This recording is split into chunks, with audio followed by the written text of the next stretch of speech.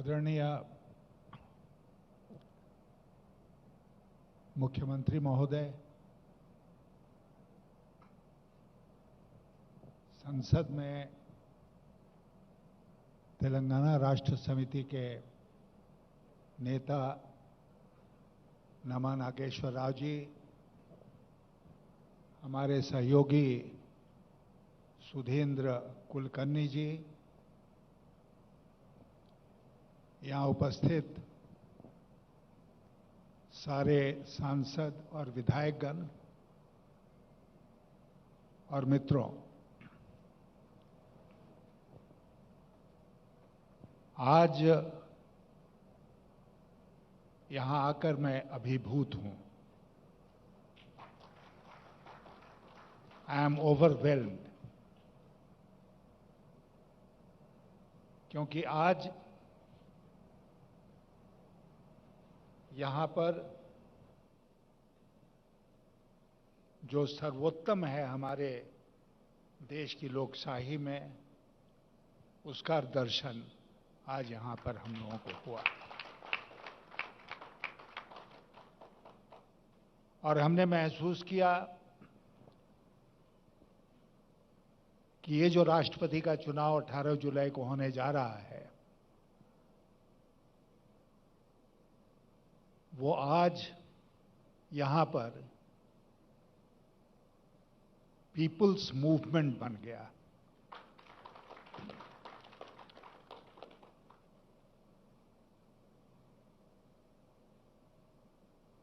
ये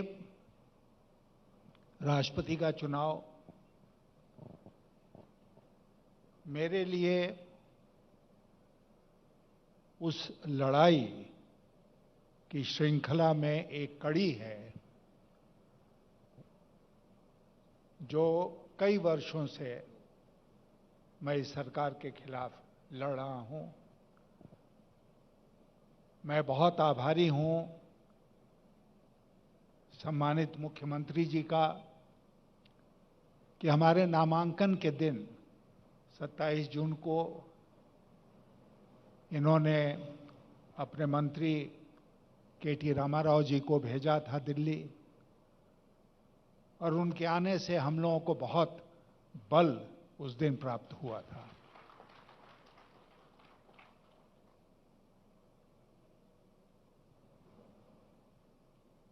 राष्ट्रपति का ये चुनाव बहुत असाधारण परिस्थिति में हो रहा है और इसीलिए शायद इस बार का चुनाव कुछ विशेष है।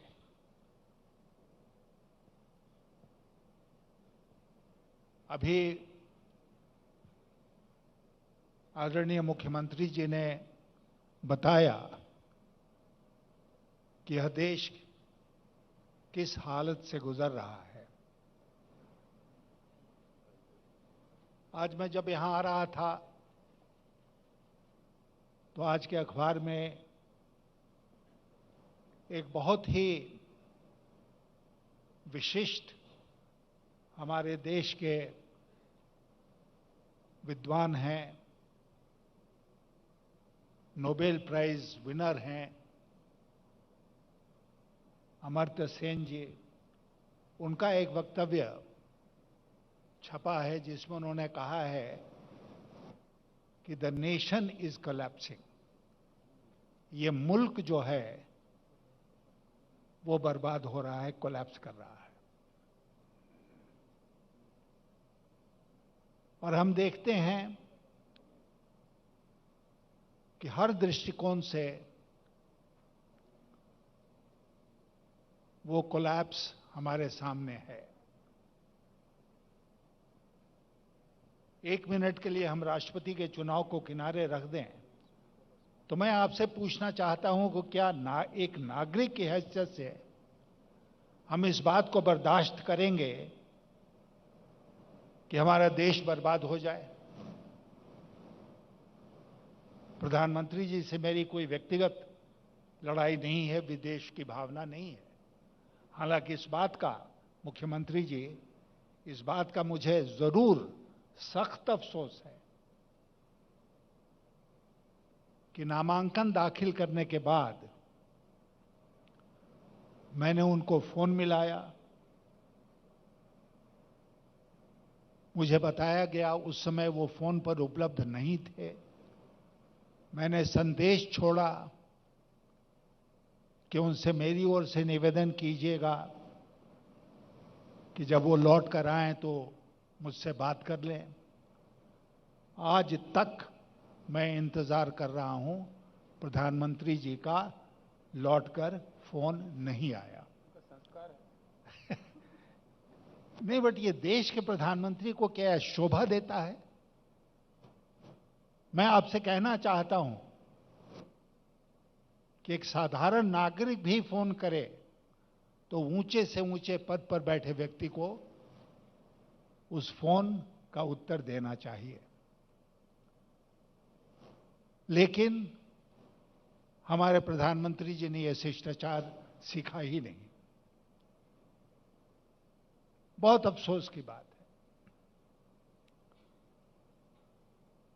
तो आपको मैं बता रहा था कि बहुत असाधारण परिस्थिति में ये चुनाव हो रहा है। कुछ लोगों का कहना है कि सरकारी पक्ष से एक महिला को खड़ा किया गया है जो अनुसूचित जनजाति से आती हैं। अक्सर ये प्रश्न मुझसे पूछा जाता है और मैं इसका उत्तर ये कह के देता हूं कि ये जो चुनाव हो रहा है इसके बारे में सर्वानुमति बन सकती थी। It was possible to forge a consensus. लेकिन वो जिम्मेदारी किसके ऊपर थी? वो सरकार के ऊपर थी कि वो सबसे बात करते, आदरणीय मुख्यमंत्री जी से बात करते कि हमारी ये सोच है, आपकी क्या सोच है, कैसे सर्वानुमति बनाई जाए। लेकिन उन्होंने ऐसा नहीं किया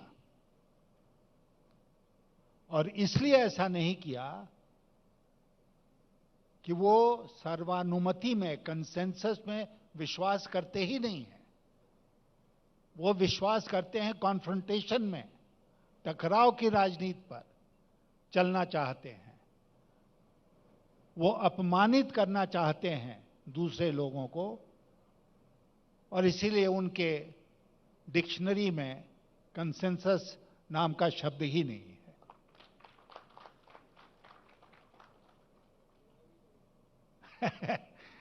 तो मैं आपसे पूछना चाहता हूं, एक बहुत ही प्रगतिशील और बड़े प्रदेश के आप प्रतिनिधि हैं, क्या हमारे देश में यही चलेगा?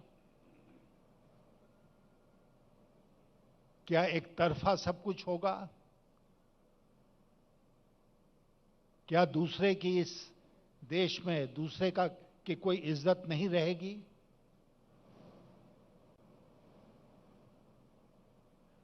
और इसीलिए हम जोर देकर इस बात को कह रहे हैं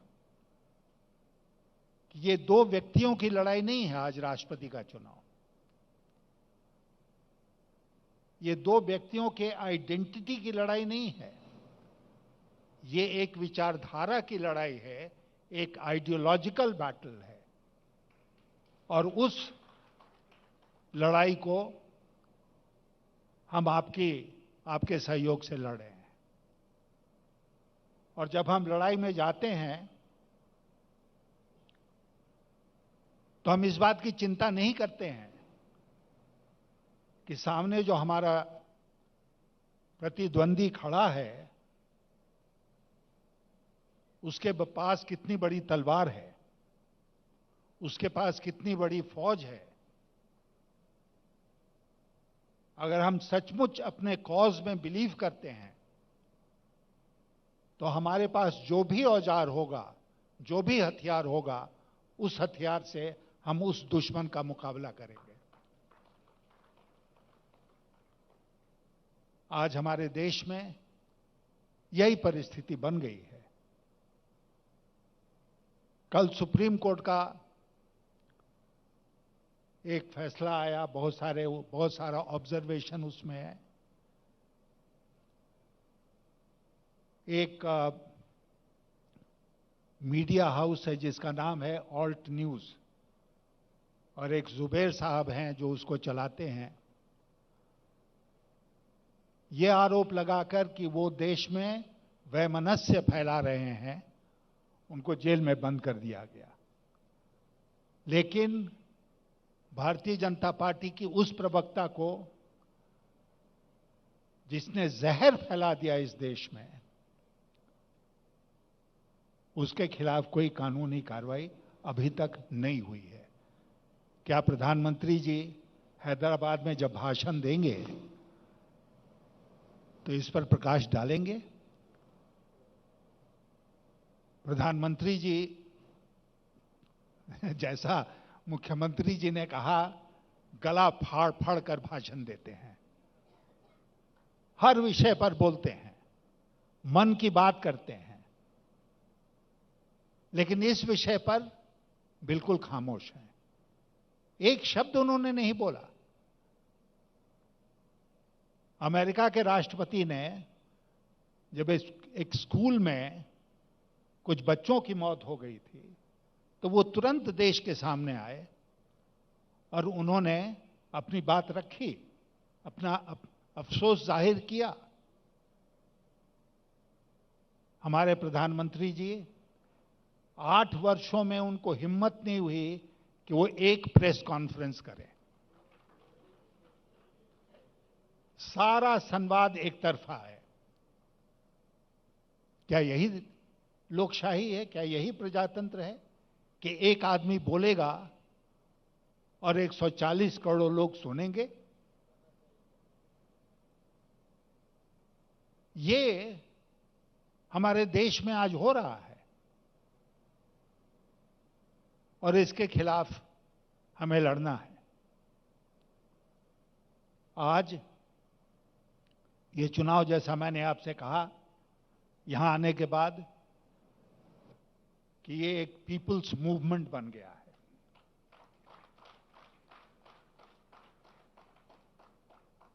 इसका नतीजा कुछ भी हो, उसकी चिंता हमें नहीं है, लेकिन मैं इतना आज के दिन कहना चाहता हूं आप सबसे और सम्मानीय मुख्यमंत्री जी से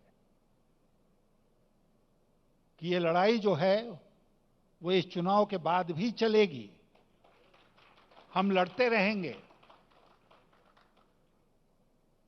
और मैं ये साफ शब्दों में आज कहना चाहता हूं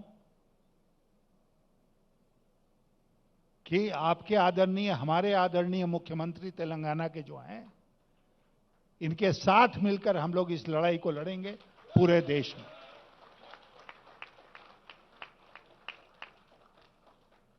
मैं इनसे फिर मिलूंगा, क्योंकि अभी हवाई अड्डे से यहां तक आते आते हम लोगों ने कुछ बातें की हैं, कुछ और बातें आगे बढ़ानी हैं, तो हम इनसे फिर मिलेंगे, फिर बात करेंगे कि इस लड़ाई को आगे कैसे बढ़ाया जाए। इस देश को जरूरत है केसीआर जैसे नेताओं को।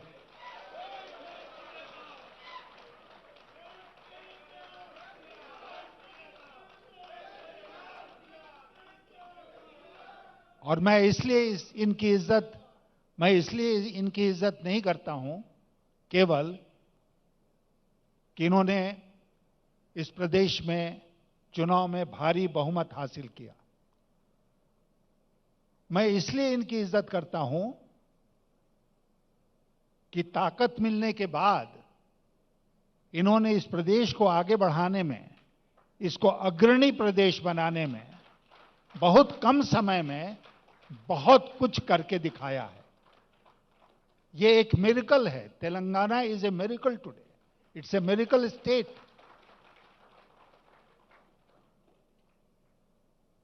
और ये वही आदमी कर सकता है जिसके मन में जनता के प्रति समर्पण का भाव हो, जिसके मन में एक विजन हो और वो मौका मिलने पर उस विजन को धरती पर उतारने का काम करे।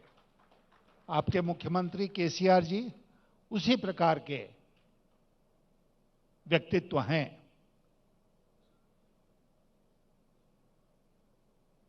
इसलिए ये जो लड़ाई हम लड़ रहे हैं, लोकशाही की लड़ाई है। ये लड़ाई, जैसा अमर्त्य सेन ने कहा, कि देश को बर्बाद होने से बचाने की लड़ाई है। ये लड़ाई आपके और आपके बच्चों के भविष्य की लड़ाई है। ये लड़ाई भारत के भविष्य की लड़ाई है।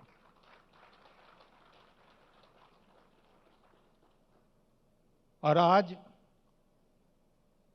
इस स्थल से, इस शहर से हम उस लड़ाई की शुरुआत कर रहे हैं। केवल चुनाव राष्ट्रपति का अपने आप में बहुत मायने नहीं रखता है। कोई न कोई चुनकर राष्ट्रपति भवन जाएगा। अक्सर पत्रकार हमसे पूछते हैं, आप राष्ट्रपति भवन में जाएंगे तो आपका प्रथम कर्तव्य क्या होगा?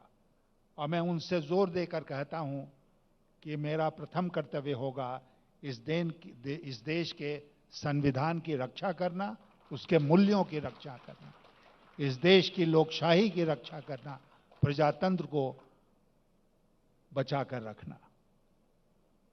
यह चुनौती है। कल ही ना प्रधानमंत्री जी का भाषण है यहां पर, लेकिन मुझे पूरा विश्वास है, मैं आपसे आज कह के जाना चाहता हूं, जितने प्रश्न आदरणीय मुख्यमंत्री जी ने पूछे हैं उसमें एक का भी जवाब वो नहीं देंगे। वो इसलिए नहीं जवाब देंगे कि उनके पास जवाब है ही नहीं। He has no reply. And that's why he will not answer a single question which has been posed to him today by the Honorable Chief Minister. देश का दुर्भाग्य है, देश का दुर्भाग्य है कि यहां पर संवाद ही खत्म हो गया। There is no dialogue. There is no conversation taking place. और जब डायलॉग नहीं होगा तो कंसेंसस कहां से बनेगी?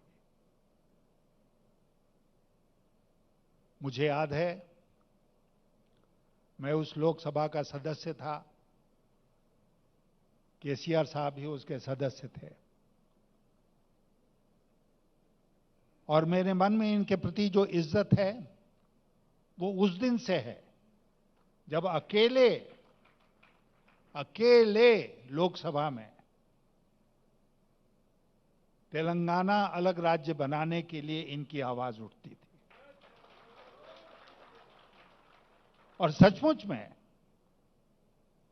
उस समय बहुत कम लोगों को ये भरोसा था कि जैसा मुख्यमंत्री जी ने स्वयं कहा कि एक दुबला पतला आदमी खड़ा हो जाए तो उसका सपना साकार हो जाएगा।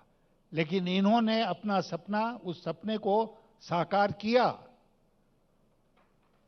और तेलंगाना राज्य अलग पृथक राज्य बना। और बात वहीं तक नहीं रुकी।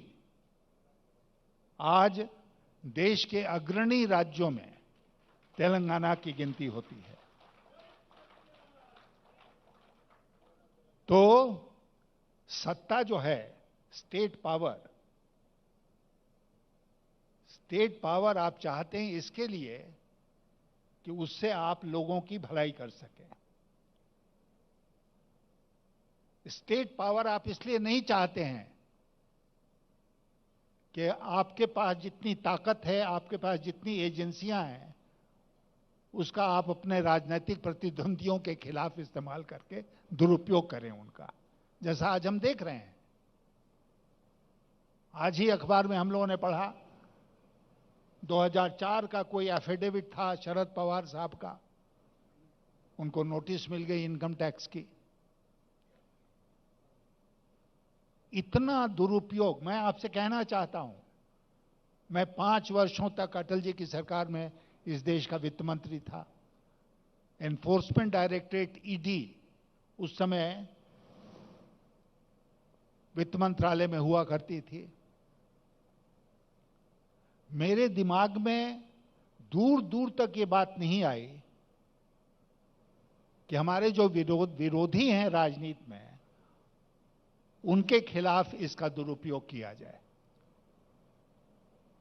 और जब मैंने पूछा किसी से कि भाई कैसे कोई सरकार का मंत्री एजेंसी के प्रमुख को बुला के कहेगा कि उस आदमी के पीछे लग जाओ, उसको पकड़ो, उसको अपमानित करो, कैसे कहता है? मुझे तो ये कहते हुए बहुत शर्म महसूस होती कि मैं बुलाकर उनको कहता, प्रमाण हो या ना हो, उस व्यक्ति को परेशान करना है, वो मेरे मुआफिक नहीं है, इसलिए तुम उसके पीछे पड़ जाओ। लेकिन आज ये प्रत्यक्ष देखने को मिल रहा है। इतना दुरुपयोग सरकारी एजेंसियों का इसके पहले कभी नहीं हुआ है, और वो भी राजनीति के लिए। तो इसलिए क्या हम चुपचाप देश को बर्बाद होते देखेंगे? क्या हमारा यह कर्तव्य नहीं बनता हुआ है, चुने हुए प्रतिनिधि के रूप में, एक नागरिक के रूप में, कि हम इसका विरोध करें? और मुझे पूरा विश्वास आज हो गया यहां आने पर हैदराबाद, और आप सबका उत्साह देखने के बाद, कि इस देश में लोकशाही को कोई हरा नहीं सकता है।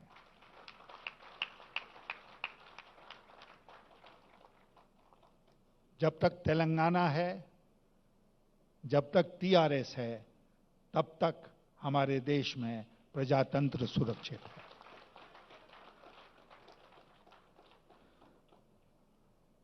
आया था आपसे समर्थन मांगने के लिए।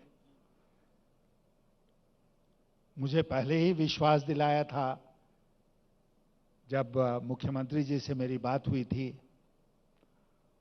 और जब केटीआर आ गए थे हमारे नामांकन में, तो पूरा विश्वास हो गया कि हमें यहां का समर्थन मिलेगा। लेकिन यहां आने के पहले, और मैं इस बात को स्वीकार करता हूं क्योंकि कई जगह घूम के आ रहा हूं, मुझे अपने मन में यह विश्वास नहीं था, विश्वास था कि वोट मिल जाएगा, लेकिन यह विश्वास नहीं था कि इतना स्वागत होगा, यह विश्वास नहीं था कि आज यहां से एक नए युद्ध की शुरुआत होगी, और वो राष्ट्रपति चुनाव में खत्म नहीं होगी, उसके आगे भी चलेगी, और हम सब मिलकर उस लड़ाई को लड़ेंगे। मुख्यमंत्री जी, आपका बहुत बहुत धन्यवाद, आप सब मित्रों का धन्यवाद, और आप सबको मेरी शुभकामनाएं। जय तेलंगाना।